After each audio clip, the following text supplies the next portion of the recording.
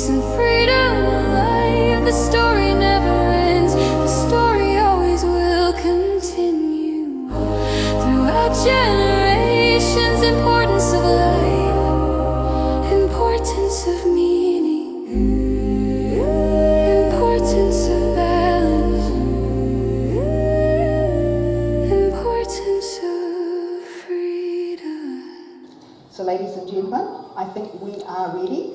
Please put your hands together and give Monica a very warm welcome.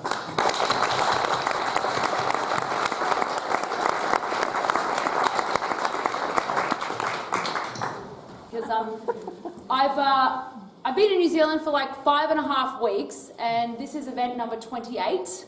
So I don't need notes anymore, which is pretty cool. I started in Invercargill, all the way down south, and here I am, and my last event is 2 hours further north. So I think I will have seen more of New Zealand than most of you. However, I've seen it all from the car, and I've had almost no time to be a tourist, but that's okay. The drives are actually really beautiful.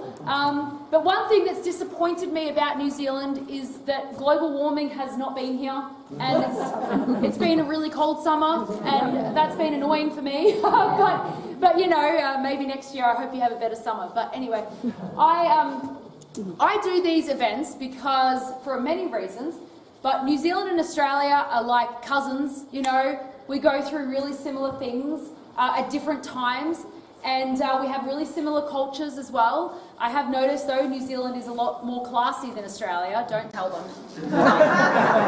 It's true. Maybe because we're convicts and you chose to come here. I'm not sure. But anyway, really enjoyed it. But I do these events like this in small rooms with intimacy because that's when you really get to know people.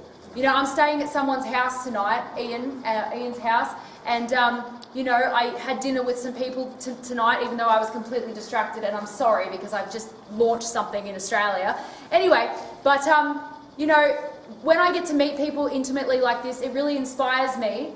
It keeps me positive because I get to share energy with so many freedom people that you inspire me to do other things in the future. And I don't know what exactly, but I know that meeting so many of you helps me stay positive and keep going. And you know, I've learned so much along the way from individuals, and you never know when someone is going to say something that inspires you or changes your life, but you're only going to get that sentence if you put yourself out there. And so no pressure, but some inspiration from somebody would be great, you know. And in return, hopefully I can inspire you as well. But I really like doing these events because sometimes, I'm not going to ask you to put your hand up, but sometimes there's someone who has never ever come to a freedom event and they're here for the first time. Maybe you've had 4 or 5 jabs and you're here, and welcome. You know, we accept everybody despite what might be said about us. And I really like the idea that someone comes into this room not connected to the freedom movement, doesn't know VFF, for example, and they leave the room more connected than they came here. That really satisfies me. And yeah, turn your phones off, i.e. Anyway, just because it's distracting for everybody. The other, you'll notice in my talk that I'm really positive, and it might seem strange to you because of what I've been through. But I think the reason I can stay positive is simply because I've done so many of these events. I just see the best in the freedom movement, in the people, and I really do believe that we are ready. That's why I call my tour We Are Ready. So just to give you context, I've done about 180 events like this in Australia, New Zealand, and all over Europe. And that adds up to about 7,800 individuals in small rooms like this. You know, I could do a big event in Wellington, Auckland, and Christchurch and go home, and let me tell you, that would be cheaper and much more time efficient, but I wouldn't get to connect with people. And so it's a totally different thing. And so I know you don't like the word expert, none of us do, but if there was an expert on the intimate characteristics of the freedom family, which is what I call us, I would be that expert, okay? And so when I make generalizations about where I think we're at and where I think we should be heading, just remember it's based on that experience. Now, in terms of community groups like this, sometimes, especially now, it can feel like a waste of time sometimes to come to these events. Sometimes you're doing letterbox drops, or you're standing on the corner with your placards and you get pretty deflated, like, why am I doing this, you know? Well, I think community groups like this are the single most important thing that we could be doing right now, because it's not now that we necessarily need each other, but it's when stuff hits the fan again. That's when we're going to be glad we kept it going. So you're the energy that's pushing stuff uphill right now and keeping these groups going. When stuff hits the fan, all those people that are still awake but aren't coming to the events anymore, they're going to be really grateful that you kept this going, and they're going to have more energy than you, so they can come in and fulfill the roles that you've been doing for 3 or 4 years. And, you know, I also feel like coming to events like this is kind of like a protest against globalism, because they hate when we catch up. They absolutely hate it. Now, they don't know I'm here tonight and we're here tonight, and if they did, I'd be complimented, really. But, you know, they would hate it. There's no way they thought that they were going to create community groups that would keep catching up 4 years after the tragedy of COVID. You know, so if it gets you out of the house to imagine that you're protesting globalism, to come to events like this, use that, because we all like protesting. It's some of it, except for that day.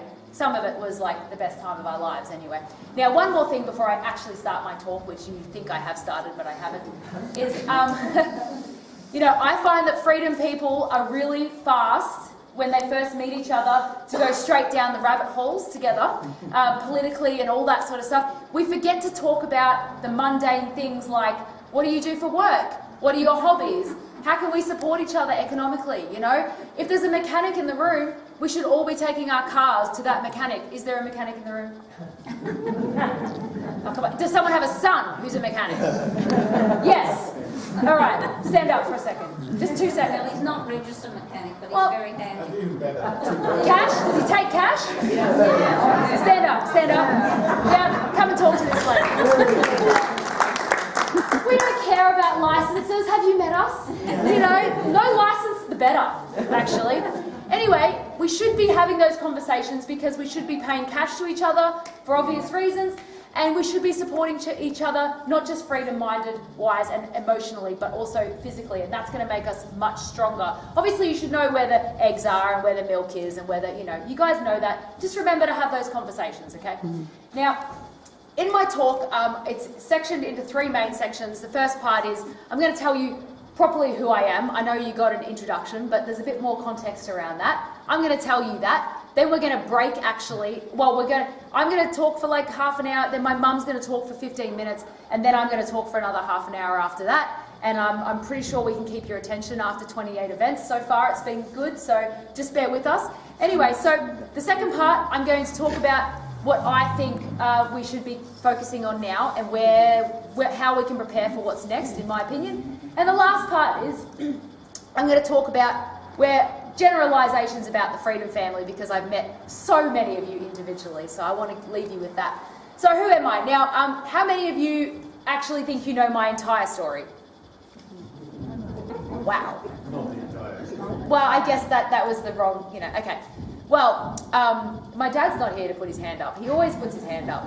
But no, it's really lovely to tell people my story. So I know I said that my talk is really positive, but I have to start off somewhere negative, because so many stories start that way. And of course, it started for most of us in March 2020, when the COVID really started building up on the propaganda machines and things like that. Now, there have been other pandemics in the last 50 years. I know there's lots of banging, but I'm gonna talk through it. But anyway, you know, COVID could have come up onto the mainstream media. It could have disappeared. You know, we didn't really know that it was going to end up being a 2-year-long insanity globally and end with coercive vaccines. Like, I didn't see that coming. All I saw was, okay, there's a pandemic. Let's see what happens with this. Anyway, you know, it started off with 2 weeks to flatten the curve, you know, and I was never afraid of the virus because I was brought up on alternative medicine and I was healthy and young, and just a flu didn't bother me, you know, it didn't scare me. But I wasn't going to start protesting straight away because I didn't know what was going to happen, you know. So 2 weeks to flatten the curve, okay, so we sat back and we, you know, waited to see what happened. And some of us were scared of the virus, and that's fine. But after about 3 or 4 months, we were like, if we were going to wake up easily, it only took us 3 or 4 months, and we were like, this is not what they say it is. Because no one's dying of COVID around me. It's not the Spanish flu. It's not the same as the videos they're showing us from Wuhan or Italy and things like that.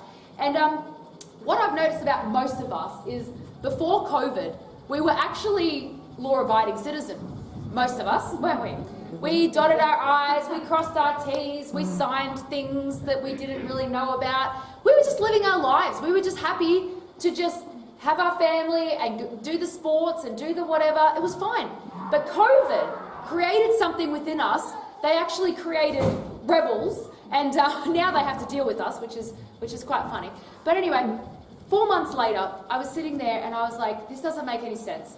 But because we're usually law-abiding citizens, and also our culture, New Zealand and Australia, we share this culture where we see the best in people, or we used to. We usually assume that their intentions are good. And so I tried to do that with Daniel Andrews and Jacinda Ardern. You know, yeah, so I tried to imagine that maybe Daniel Andrews actually cared about me. Maybe he did want to protect me, you know? Anyway, that lasted 30 seconds because at the time, the brothels were open, but the churches were closed. Like, come on now. You know, the bottle shops were open, but the coffee van outside was closed. The Anzac Day parade was cancelled, and on the same day, the football stadium was full of paying customers. You know, if you've got any type of rational brain, you're starting to have a conflict within you. Now, it's important that you know, I was living in Victoria, yeah? You guys know that Victoria, I know that you guys had a hard time, but if it was a competition, Victoria won, okay? We didn't want to win, we just did, okay? It just happened. And our Jacinda Ardern was obviously Daniel Andrews. Anyway, so we now knew that we were right, that this wasn't what they said it was. But everyone was telling us that we were crazy, that we were trying to kill grandma, you know, you remember. But we were like, no, I really, really do not want to kill grandma. Like, that is not true. And so it was at that moment when we started to need community. We really needed verification, confirmation that we definitely aren't crazy, right? That was August 2020 for us in Victoria. And that's when I started an organisation called Reignite Democracy Australia, which ended up being like VFF, but in Australia. Now, how it all started is, again, it's the timing that was everything. Anyone could have done almost anything similar, and it would have been very successful because everyone was so desperate for connection, yeah? So I started off doing a live stream protest. It was just a Facebook live stream video. I had some speakers, and I said to the audience, just put your name, the electorate that you live in, and what message you want to tell the government, and I will create a beautiful pie graph, diagram, or something from all the comments, and I'll send it to the members of parliament. Because at the time, I wasn't ready to be a rebel yet. I didn't know what was going to happen, and I didn't want to put other people in trouble, and we had full lockdowns and things like that. So it seemed like a really great way for people to get their emotions out, but not get in trouble, you know? Anyway, I also thought that this sort of information, this sort of data, would be really useful for the members of parliament, because I was so naive that I thought they cared what we thought. I mean, it's not a crazy idea to imagine that an elected member of parliament wants to know what people think. But anyway, they don't, and now I know that the hard way. Anyway, I did this live stream. Nobody knew who I was. Nobody knew what Reignite Democracy Australia was. I didn't either. It just came up with it out of nowhere. And I got 4,000 comments, and I didn't even know how to make a pie graph out of that. I run before I walk, if you're not getting that thing. Anyway, so when you're doing the right thing, someone always ends up coming out of nowhere to help you, and they did. And within 2 or 3 days, I had translated these 4,000 comments into a beautiful PDF to send to all the members of parliament. Now, if you had 4,000 people's thoughts in a data set, that's actually worth a lot of money. Like, a data company would charge, I don't even know what they would charge, but it would be a lot. And I was just doing it because I cared and I wanted the MPs to know. And I actually thought they would, you know, give me some sort of medal or Citizen of the Year award or something, you know? Because it was hard work. Anyway, but they hated me straight away, and Then I didn't know why, and now I know. But anyway, I didn't have much time to think about that because a few days later, someone emailed me, Facebook messaged me and said, "Hey Monica, I've got this bus that I've painted up with funny pictures of Daniel Andrews, but I don't know what to do with it." And I said, "I can help you." Yes. So, let me give you an imagery of the bus. It was a big passenger bus, a normal passenger bus, just like the ones on the road. And on each side of the bus was a big picture of Daniel Andrews' face. And he has big ears anyway, but they had extra big ears on the bus, okay? And he had his fingers in his ears like this. And the point is, he's not listening to the people, yeah? Very good imagery. And the words on the bus was "Sack Dan Andrews," which ended up being a very famous hashtag, very popular hashtag. Anyway, I was a journalist, which, by the way, I had been a journalist before COVID, thankfully, in preparation for this. I was in Thailand and Cambodia documenting the sex industry and things like that. So I was already aware of the evils of the world, which prepared me for all of this. Anyway, more about that in the book. I won't go into details about that. But anyway, so I was a journalist and I decided the bus was my taxi. And there's nothing that they could do about it. Even though it was full lockdowns and all that sort of stuff, they couldn't actually stop me from doing this. So we were driving around the city with this bus. And, you know, it got so much attention, obviously. People were stopping and taking selfies with it. They thought it was hilarious. But what it also did is, you know, that was when Daniel Andrews knew who I was, obviously. Because narcissists really hate to be mocked. Because if you're mocking them, then you're not afraid of them. And they don't like that. On the back of the bus was imagery of him working with the Communist Party of China. Like, it was quite an eyesore, guys, you know. Anyway, so I'm driving around Melbourne with this bus, having an absolute blast. And it was great for like 4 hours until the police started to follow us around. They were drug and alcohol testing the driver several times a day. They were asking me for my ID several times a day just to slow us down. They would set up roadblocks and, you know, all this sort of stuff. And, you know, we kept going, but what I thought was really funny is that they were trying to take attention away from the bus.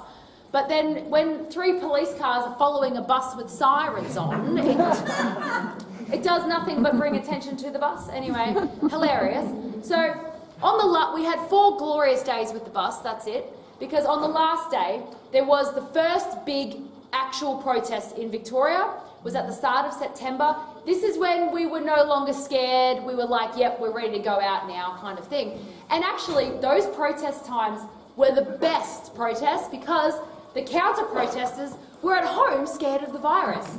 So it was just us and the police. That's all it was. So they was very beautiful times. Anyway, this was the first successful protest. And I was bringing the bus there and they knew that. And I knew that they would set up roadblocks to stop the bus. So I decided to get there at 3:30 in the morning and park right where I wanted to park so that they couldn't do anything about it. And they couldn't because we were legally parked. And so the bus was there for about 10 hours. It did its job. But then they sent in an expert, the bad kind, and they were trying to find something wrong with the bus so they could put a pink sticker on it, you know. Anyway, it took them an hour. With cameras, they were like going under the bus and over the bus on the roof and everything, trying to find something wrong with this bus. Anyway, after an hour, all they found was that 2 of the seat belts had a bit of material fraying off of it. Really dangerous, you know. Anyway, it got a pink sticker and that was it. I never saw the bus guy again because they went and intimidated him more and it was a bit messy. But anyway, 3 days after that, which there was another protest planned because, well, we had nothing else to do, guys, so there was lots of protests. And the police were wanted to make a point that we can't get away with protesting because 3 days earlier we had that massive, beautiful, peaceful protest. So they put a whole new operation in place and they wanted to clamp down on us so that everyone knew that they couldn't get away with it again, you know.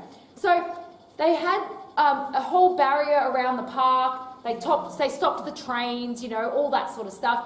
And only 15 protesters made it through the barriers, but there was like 500 police there, okay? With horses and bikes and motorbikes, paddy wagons, entire administration set up so that they could fine everybody, and only 15 people turned up. So it actually looked more like a police protest than anything else, which was hilarious and embarrassing for them, you know, overkill, obviously.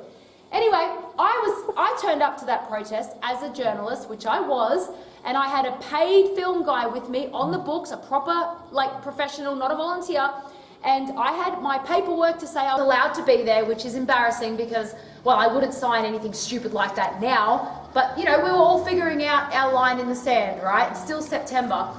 Anyway, I got there, and there was other journalists on the hill there, and nobody was bothering them, you know, but of course the police were saying to me, "You've got to leave, you can't be here." And I said, "Well, I've got my paperwork and I've got my film guy here, I'm a journalist, yes I can." And they said, "No, you've got to go home." And I said, "No, I'm not going home." And so they arrested me and they kept me in handcuffs for 20 minutes and then they let me go. And they took the handcuffs off and then they said, "Okay, Monica, you've got to go home." And I said, "No," like nothing had changed. And so they arrested me again. And this time, they handcuffed me and they put me in the back of a paddy wagon for 45 minutes for no reason. The van didn't move, I didn't get charged anything. You know, obviously it was an intimidation tactic. But, you know, that was hard. Obviously, I'm not a robot, I know I'm strong, but like, yeah, that was traumatic because I'd never been in trouble with the police before and this was all happening so quickly and I was in the back of this paddy wagon alone and I was handcuffed. And I was crying and I couldn't even wipe my tears because my hands are behind my back. And I was looking out this little window and I just remember thinking, you know, what is happening to this country? Like, it was so crazy. And, you know, there was cameras outside, my parents were there, my boyfriend was there. So I wasn't scared for my safety at that time. But if they're willing to do that in front of everybody with cameras, what are they doing to people when there's nobody around? When there's nobody to advocate for them? And that made me really sad. Anyway, I've managed to get over that, and by the time they let me out, it was about 45 minutes, I got out and I was ready to go again, and they took my handcuffs off, and then they told me to go home again, and I said no again, so I got arrested a third time, and by this time it was like pretty fun. I was just like laughing at this point, and maybe it was a preparation for what was coming next, you know. So anyway, I woke up the day after that, and just keep in mind that I started Reignite Democracy Australia like a week and a half ago, okay? And I'd done the live stream protest, I drove around with the big bus, and then I got arrested 3 times in one day. You know, I didn't know that that was gonna all happen, and I woke up the next morning and I realised that I had become the face of the anti-lockdown movement in the most lockdown place in the world. Because at the beginning of August, Victoria wasn't the worst lockdown place. But by the end of August, it was. Because at that point, we realised that the heavy-handed police tactics were going to be Victoria special. That's it. It wasn't happening in South Australia. It wasn't happening in New South Wales. Victoria was clearly different. Anyway, so I did not know what I was signing up for, okay? I didn't have a board of directors or a business plan. I had no idea what I was doing. I still don't, but that's not the point. You know, anyway, I just kind of stumbled along for the next year and I managed to stay out of trouble. And what we did is we had, you know, 110 community groups around the country. We sent out emails every day to like 120,000 email subscribers. And our main job, and I had 7 staff so that I wasn't doing it alone. Our main job was to find loopholes around the craziness, yeah? Because the way I saw it was like a chessboard, you know? And they would play and then we would play and then we would find a loophole and then they would close it and then we'd find another one. And I kind of found it fun, to be honest. That's why I was doing what I was doing, because I was the right person for that particular role.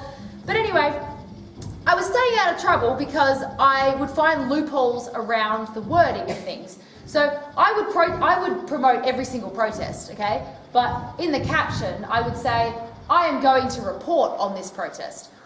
I wouldn't tell people to go. I wouldn't encourage them to go. I would just tell them that I was going. That's it.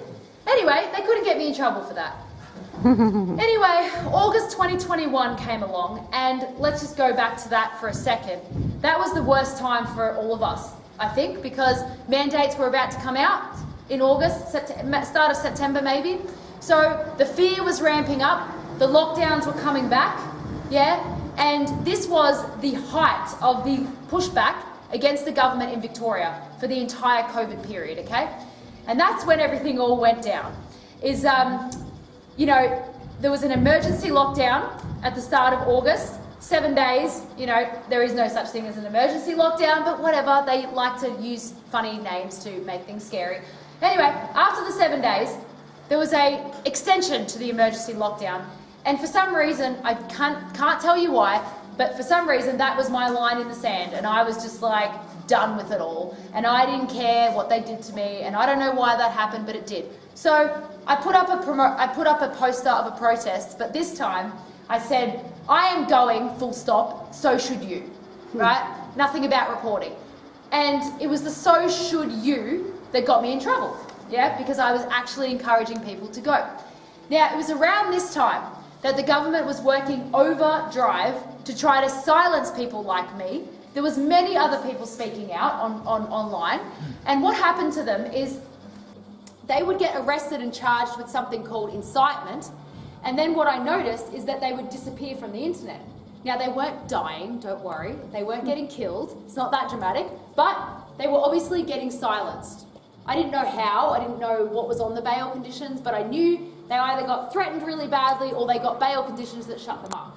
So this was a reality of a potential thing that could happen to someone like me in that time. So I had a dream around the teens of August, like maybe the 16th or something, and I had a dream that I got arrested for incitement, given bad bail conditions, didn't sign them, and went to prison. And then 2 days later, I got arrested for incitement, got given bad bail conditions, didn't sign them, and went to prison. So my dream was God's gift to me to prepare me for what was coming. And what was the most beautiful thing about this dream for me is that when I woke up after the dream, I somehow felt really happy about it, and I was proud of myself for what I did. And I had this feeling like it had been worth it in my dream. It was so strong that when it actually happened to me, I knew what I had to do, and I knew what the result was going to be as well. And it was so vivid, this dream, that I told my boyfriend, hey, just so you know, my boyfriend at the time, just so you know, if I get arrested for incitement and given bad bail conditions, I'm not going to sign them. And he said, oh, but you'll go to prison. And I said, well, I don't know. I just know what I'm going to do, and that's it. And then it happened. So it's so weird because I'd already lived it in my dream, when it really happened, it felt like I was living in a dream again almost. And like I was watching myself from the corner of the room. And so I wasn't scared, I wasn't shocked, I wasn't surprised. I didn't have any of those emotions. I was like dead inside. I was just like, yeah, okay, this is what I'm supposed to do, right? And when I saw the bail conditions, there was 15 of them, and I'll go into I'll tell you what the two were that I refused to sign. But when I saw them, I wasn't surprised, and when I decided not to sign them, it wasn't a surprise to me. And my lawyer was like, "You're going to go to prison," and I was like, "Yeah, I know." And he's like, "You're crazy," and I'm like, "Yep, I also am crazy." Anyway, if you don't know what incitement is, basically, if I encourage Linda to do an armed robbery for me, right? She would get charged for doing the thing, but I would also get a charge of inciting that crime, which kind of makes sense, right? But in this case, it didn't make sense, okay? Because I was charged with inciting people to break COVID restrictions, which is only a finable offence. It's not a criminal offence. So they found a loophole to criminally charge people for inciting summary offences, as if, like, I tell you to park in the no parking zone, and you get a parking ticket and I get a criminal charge. That's how ridiculous it is. But anyway, we were all playing the chess game and they won that move, okay? But anyway, it was never about the incitement charges, okay? It was just about the bail conditions. Now, it's important to remember that I said this was the worst time for the pushback. It was 2 weeks before the mandates came in, right? And Reignite Democracy Australia, with me and the team, we were the biggest voice against the government. So if you're the government and you're about to bring in vaccine mandates vaccines that have only been around for a year, and you want to coerce as many people to get them as possible, well, you want to get rid of me, don't you? That makes sense. I mean, I was driving around with digital trucks telling people not to get vaccinated. Like, I was a pain in their backside, you know, and I get it. So let me tell you the bail conditions. So There was 15, but I'll just tell you 2. The first one was, I was not allowed to talk about COVID. Anywhere. In the privacy of my home, at the dinner table with my family. I couldn't talk about masks, I couldn't talk about vaccines. Anywhere. That's crazy enough. But secondly, I had to delete everything off my website that was talking about COVID or the restrictions, which was the entire website, okay, because that's why we existed. And we had 7 staff, they all would have lost their jobs. The 120,000 email subscribers would have lost that daily email that kept them going. The community groups would have lost that as well, right before mandates came in. Do you think I could have lived with myself? Like, I don't think so. You know, I could have signed the bail conditions and fought them from home, but then that would have been at least 2 months where I was silenced in the most critical moment. So no, I was never going to sign those conditions, but I was also told what to do, and I was told what was going to happen, and all I had to do was go with the flow. I knew everything was going to be fine. Now, it's important that you understand my lifestyle at the time, because there was many other people who got charged with incitement before me, and they didn't want to sign those conditions, but they had to because they had young children or they had a wife at home that was distraught, and that would have been bad for them to do that because your duty is to your family first, you know? I didn't have any of those things to hold me back, so I was in the right position to do it, and that's why I was called to do it.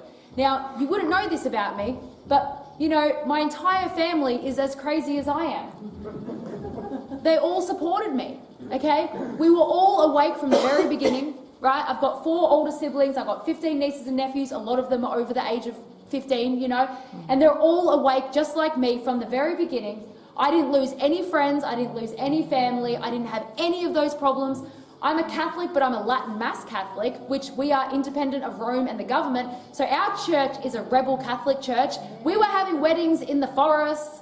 We were like, our priests were saying sermons, telling people not to get vaccinated, you know? So like, I was surrounded by rebels, basically. And I was brought up that way too. We didn't watch mainstream media growing up. I've never had a vaccine in my life, okay? And that's for my parents. So they brought me up to be outside the box. That's actually where I'm more comfortable. If I fit into a box, I feel uncomfortable, okay? So imagine if I was to, like, you know the pain that you guys went through with your family and friends? Imagine, like, how bad, like, imagine how lovely it would have been for you not to go through any of that. Well, that was me, okay? So maybe what you went through would have killed me, and what I went through would have killed you. Because guess what? We're not the same people. Different things stress us out differently. This was my job and that's it, right? So it's important that you understand that. Now, it also, like, wasn't that hard. Like, I know, look, prison wasn't fun, okay? I spent 22 days in solitary confinement, okay? I didn't go outside once. I didn't feel the sun or the wind on my face once the entire time, okay? It wasn't on my bucket list, okay? I didn't want to go there. But, you know, I'm a weird person and I can see silver linings in everything, even the worst of things. So even when I was first in prison, I was shocked that I actually ended up in prison. And, you know, getting strip searched and all that, not fun. It's kind of like a rape of sorts, you know, and it's pretty horrible. But anyway, I got in there and I started laughing because I realised that they wanted to silence me, and they did exactly the opposite times 1,000. They made a martyr out of me, and I look pretty innocent. I mean, if you've read my book, you know I'm not innocent. But I look innocent if you're going to judge a book by its cover, right? I have no priors, and I just feel like they chose the wrong person, you know what I mean? And I wonder if they're playing that on purpose. Do you think they are? They just went up. Anyway, I can talk louder, don't you worry about that. Okay. Anyway, what did I just say? Yep, I said I was in prison. Yep, I got it. The story just got better. Yep.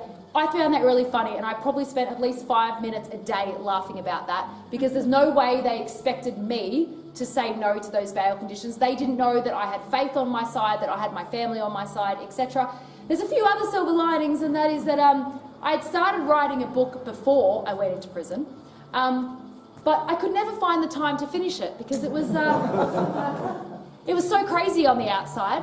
And then those idiots put me in jail for 22 days with nothing else to do but finish the book. And on top of that, they made the book more interesting, you know? I was literally living the first chapter when I realised that the book just got more interesting. And I don't think I ever would have published the book because it wouldn't have been interesting enough. And I never would have finished it either. And I only was able to finish it because of them, which is just really hilarious. And so they wouldn't have seen that coming. So I like to make fun of powerful people. It helps me get through things. So what I did is on the front page, I said compliments to Victoria Police and Daniel Andrews for the great story. Yeah. You have to make fun of them because they really hate it, and that makes me, I enjoy that. And on top of that, I was so busy on the outside. Like, I was working 16-hour days and like adrenaline, blah, blah, blah. I loved it, but it wasn't good for my body, you know? Like, your body still feels the stress even if you're enjoying something.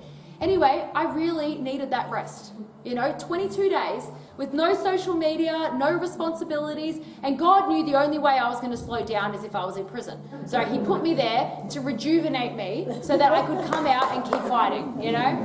So, and I was actually that positive in prison, I'm not even kidding you.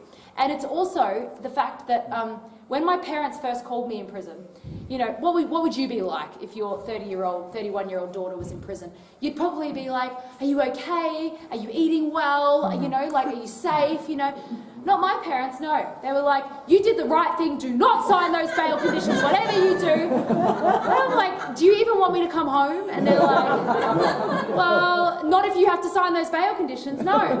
And look, if my family had called me and had been like, oh, you know, it would have been much harder for me, you know.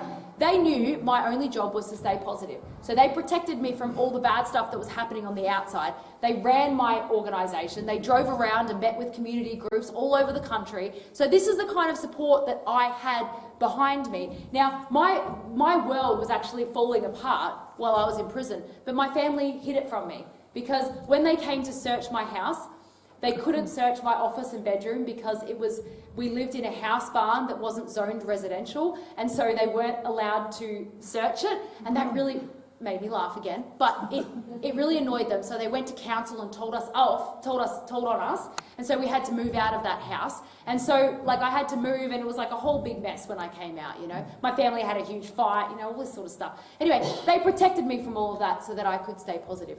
Now, I spent 22 days in prison because I refused to sign the bail conditions, okay? I wasn't convicted of anything. And then we appealed the bail conditions and we won, okay? All of the bad bail conditions were taken away and I was left with 5 bail conditions, which were reasonable enough for me to sign. So I got out of prison and I was able to continue my work, which I did, and I kept driving around in digital buses saying don't get vaccinated and things like that, and that was great. But a few months later, they tried something really interesting. They got a warrant signed by a magistrate, which surprised me then, but doesn't now, is I had to, in the warrant, they were asking me to sit in a little interview room with a police officer and give them password access to everything. Everything. Google Maps, Google Docs, Google Drive, Signal, Telegram, all my email addresses, all my staff email addresses, but most critically, they wanted the entire database. 120,000 political dissidents of Australia. Some of them, well, some of you might have been on there, and also some home addresses as well, because I had sent people stickers and things like that. Gosh, how brazen of them to even try that, right? Anyway, I fought it in court, lost $80,000 of fundraised money, so that was lovely, but losing wasn't lovely. But anyway, the problem with this is that if you don't comply with a warrant, it's another criminal offence, okay? So it's a whole new criminal case. And if you commit a criminal offence while you're on bail for a criminal offence, it's a breach of bail, which means you go to prison for 3 months for breaching your bail. So that was the threat, right? And I thought, thinking of this chessboard again, I thought, you know what? I'm just going to go for the kill move here, the checkmate move, and I'm going to just send them an email, and I said, I'm not giving you anything, but if you want to arrest me, that's fine. Just let me know, and I'll come in. And 2 days later, they sent me an email saying they dropped all the charges, right? So that warrant was just like a last-ditch attempt for them to get something out of me. They were never going to go to trial. None of the incitement charges went to trial. They would have lost. They were all dropped. They were all about the bail conditions. And also, if they went to trial and lost, it would have closed that loophole that they still have open, which is inciting someone to commit summary offences. Now, hopefully we can close that loophole when I take them to prison. When I take them to prison. Maybe that's what I really mean. But I take them to court. That's a good one. Yeah. Anyway, so, yep. So, okay. In your own lives, we're all dealing with bureaucracies, right? And they're a pain. And they exert power when they don't really have it, okay? In this case, they were big and bold and powerful and horrible, and I was able to beat them, you know? And now, in your own situations, at least push the boundaries, you know? Like, obviously there's a line where you shouldn't cross, and I can't tell you what that line is. You need to figure it out yourself. But sometimes the squeaky wheel gets away with a lot. The annoying person gets away with a lot, and you've seen it, right? For example, I was going to have an event. I had an event at an area in Victoria, and I applied to have the event to the council, and they rejected my application, obviously. And they said, you can't have this event. And I said, okay, what happens if I do have the event anyway? And they said, you'll get a fine. And I said, how much is the fine? And they said, $900. And I said, great, send me your bank details, right? They never sent me a fine, okay? But they threaten these things. And in Australia, we had this new digital ID for directors, you know? And apparently, if you didn't get it, you were going to get a $1 million fine. That is so ridiculous. If you're going to lie, at least make it believable. Like $20,000 or something. Like a small business, milk bar a dairy is going to pay $1 million fine. You know, so you've got to look for those opportunities to push the boundaries. So good luck with that, because they are so full of steam and hot air, mostly all the time. Now, I have a lot of pitfalls in my character, but I don't have time to tell you about those. But like I said, my strength is kind of like a David and Goliath situation. I really enjoy being the David in the David and Goliath situation. I really do. And I also, like I said, I see silver linings in things, and I can make fun of really serious things. That's just my personality. So after COVID, what is hard for people like me, and you've probably seen it, is to find our place in the freedom movement, you know, because during COVID it was very obvious. It was very easy to find your place. It was easy to get engagement. It was easy to get people to do things. Now it's a bit different. But what I figured out is my skills put me in a perfect position to go to court. That's where I am really, like, I love it, okay? So I represent myself because that's how you can do it without spending millions of dollars, you know? So what I do is I pay for advice, I pay for them to do the paperwork, but I do the representing because I can handle it, right? So I took the government to court, prison, to court, for arresting me 3 times in one day. Remember I told you about that? It was a 12-day trial, and there was 2 full-time barristers and 2 full-time solicitors and just little old me on the side. It was quite interesting. And I actually won, okay? I won that 2 out of the 3 arrests were unlawful, okay? Which is an amazing thing. And I also got the second top police guy in Victoria on the witness stand for a day and a half. It was so much fun. But, you know, he was happy to arrest me 3 times in one day, but in the courtroom, he didn't look at my face once. What a cowardly little man he was, you know? So yes, I enjoyed that a lot. And look, I did win, but unfortunately, they found a loophole, again, to find a way to still punish me even after winning. So basically, I got a bill to pay for the other side's court costs because before I went to trial, they offered me $15,000 to avoid going to trial, yeah? They call it mediation, I call it bribing, but you know, comme ci, comme ça, whatever. I said no to the $15,000, and I said all I want is a public apology. They weren't willing to give it, so we went to trial. Now, when I won the 2 out of the 3 arrests, the judge only awarded me $4,000 in damages, which is less than I was offered before court. So the system sees it as a loss because you basically wasted the court's time in order to get a less favourable outcome. Now, I had great arguments against that. I should have won the argument, but I didn't. And now I have a bill of $250,000 and that's a discount apparently. Well, because, you know, barristers are like $15,000 a day. One of them didn't even talk the whole time. I don't know what the heck that was for. Moral support? I don't know. Anyway, the silver lining of this is, well, firstly, I got forced to appeal. And now I get to appeal the other arrest that she said was lawful.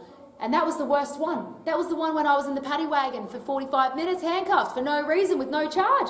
Insane, right? I get to appeal the $4,000 damages for 2 unlawful arrests, which is ridiculously low, right?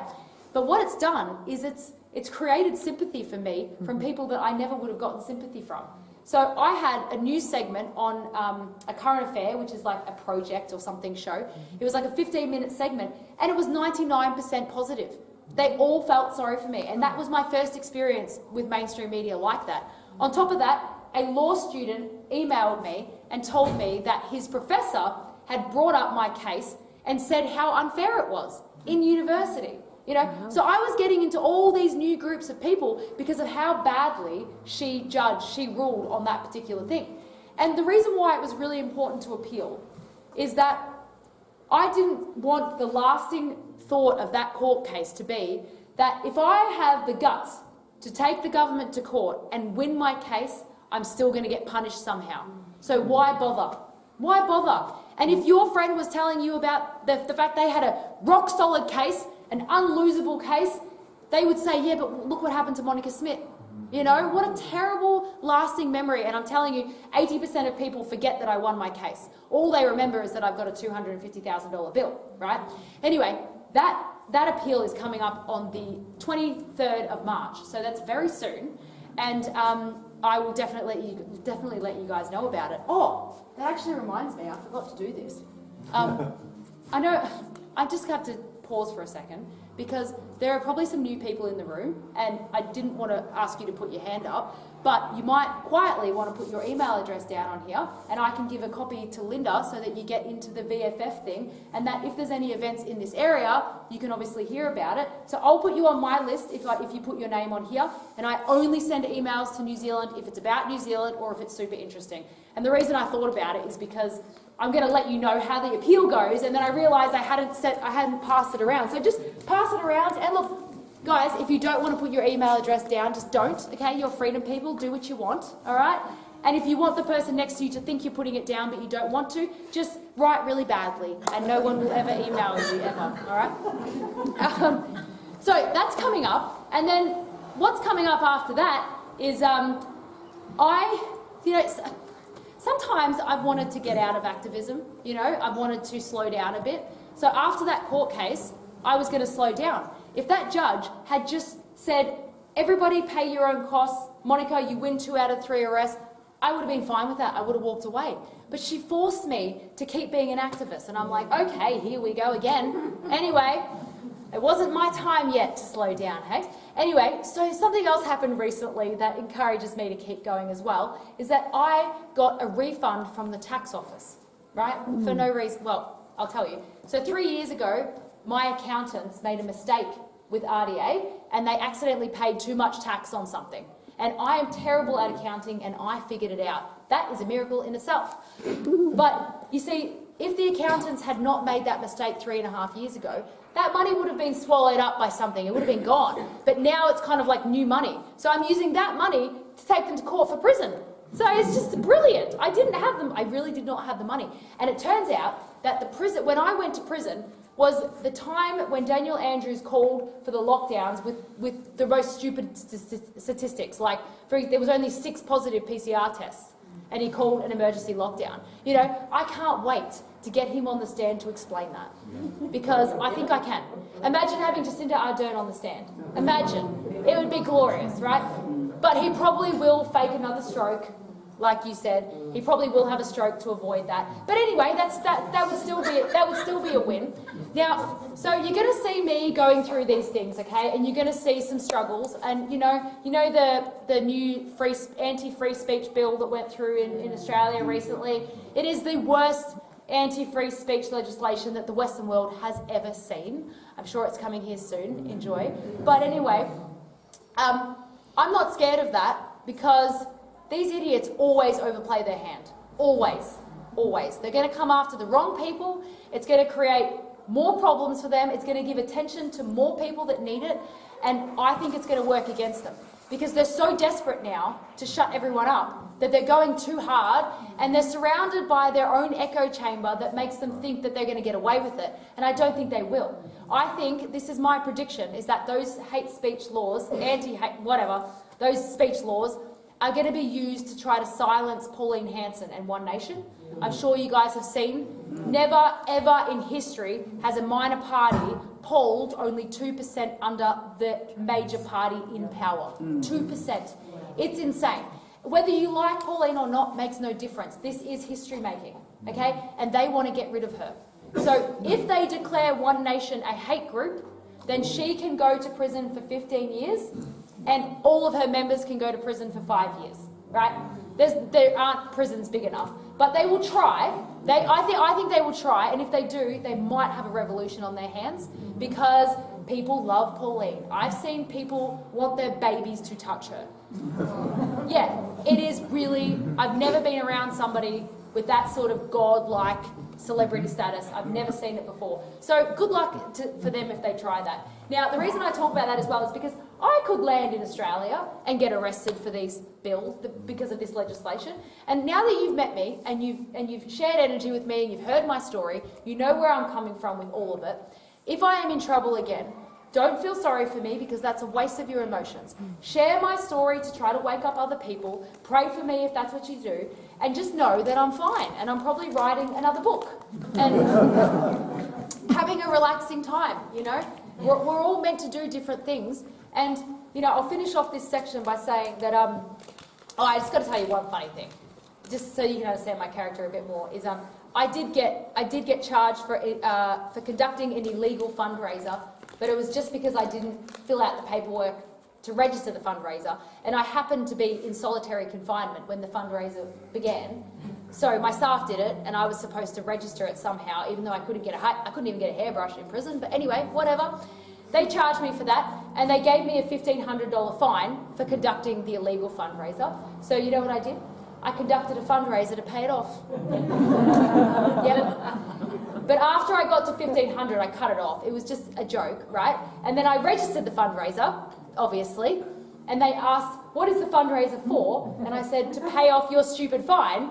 And, you know, that's how I get through these crazy things. And I imagine them reading that, and even if they hate me, they might have laughed just a little bit, you know. And the thing about the whole prison story is that, you know, a lot of activists who started during COVID aren't able to continue being full-time activists, right? They had to get normal jobs and things like that. You know, the only reason I'm here tonight is because I went to prison, right? It was the most successful campaign I ever did, and I didn't have to plan it or do anything. All I had to do was go for the ride, right? If I didn't go to prison, I wouldn't have the confidence to stand up here and take up your evening like this, because I wouldn't think that I was interesting enough, right? But the start of the talk is about prison. The rest has nothing to do with prison. But without the prison talk, I wouldn't have the credibility to talk to you about the other stuff. So they actually gave me like the best campaign ever, and I continuously laugh about that because, you know, I'm here tonight 5 years later still telling the same story.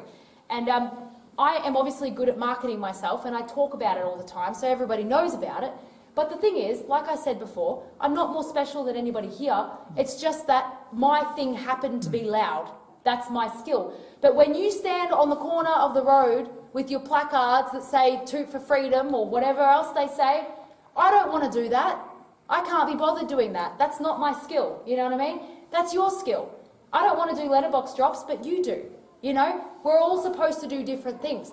And I really respect people who have done amazing things and don't talk about it every bloody day like I do. You know, like I could use some humility maybe. You know, you guys are silent, you just do your research, you support people, you cook for people at the Wellington protest, you go and support people who are struggling with things. I'm not very good at those things, right? So we're not supposed to do the same thing. So never compare yourself to what I do. And I'm not going to compare myself to what you do. And don't let anybody in your groups tell you that you're not doing enough or that you're not doing the right thing or whatever. Only you know what you're capable of. And if praying, oh my gosh, I just spat on you. Well, that's a nice break. If praying is all you can do because you're disabled, that's all you should do. If positivity is, you get my point, right? Because people do, they come up to me and say, you're so brave, and I appreciate that, but now you understand where I'm coming from. If I didn't do what I did, I would have been a huge coward because of the situation that I was in. And if we all just did the little things that we're supposed to do, then I probably wouldn't have to be here because we'd be like over it by now. Anyway, this is when I usually go into the next section, but we're going to break, and then I'm going to finish with all the things that I can now say because I went to prison. You know, good stuff.